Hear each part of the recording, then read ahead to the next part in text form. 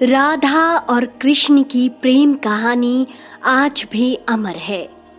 राधा और कृष्ण का विवाह नहीं हो पाया था, लेकिन प्रेम इतना गहरा था कि आज भी दोनों का नाम एक साथ लिया जाता है। राधा का श्री कृष्ण के लिए प्रेम और समर्पण संसार जानता है।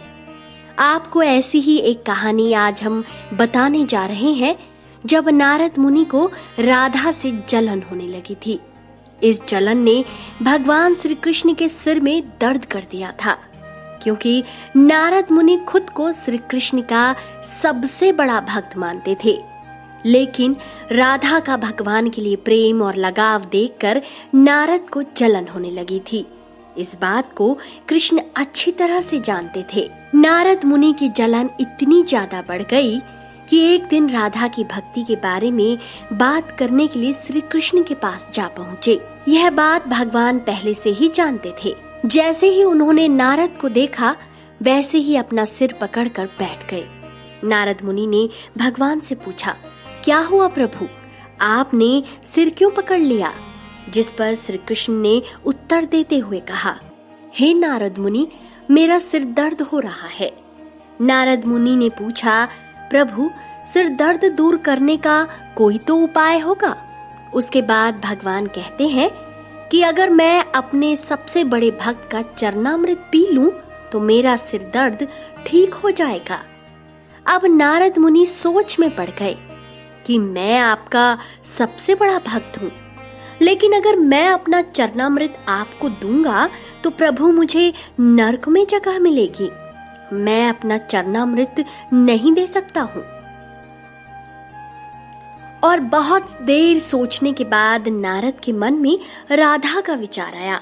वो सोचने लगे कि लोग राधा को भी श्री कृष्ण का सबसे बड़ा भक्त मानते हैं, क्यों ना राधा के पास जाकर चरणामृत के बारे में बात करें। और नारद मुनि राधा जी के पास जा पहुँचे और उन्हें सारी बात बता दी। राधा ये सब सुनकर बहुत ज्यादा परेशान हो गई और बिना कुछ सोचे राधा ने एक बर्तन में अपने पैर धोकर चरणामृत नारद मुनि को देते हुए कहा, हे मुनिराज, मुझे नहीं पता कि मैं श्री कृष्ण की कितनी बड़ी भक्त हूँ, पर इतना पता है कि श्री कृष्ण को अपना चरणामृत देने से मुझे पाप लगेगा। मुनिवर, ये सब मैं सहन कर सकती हूँ, लेकिन अपने प्रभु को मैं पीड़ा में नहीं देख सकती। आप ये चरणामृत ले जाकर उन्हें दे दीजिए। राधा के मुख से ये शब्द सुनकर नारद मुनि का श्री कृष्ण का खुद को सबसे बड़ा भक्त मानने का घमंड चूर चूर हो गया और उन्हें पता चल गया कि राधा से बड़ा कोई भी भगवान श्री कृष्ण का भक्त नहीं है। नारद मुनि को समझाने के लिए प्रभु ने ये लीला रची थी। जब चरणामृत लेकर नारद वापस भगवान के पास आ रहे थे तो उनके मुख से केवल राधा के नाम की धुन सुनाई दे रही थी।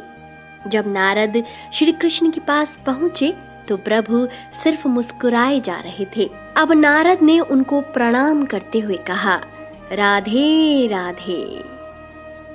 तो दोस्तों, आपको ये कथा कैसी लगी? अपनी राय कमेंट सेक्शन में जरूर दीजिए और इस कहानी को ज्यादा से ज्यादा शेयर कीजिए।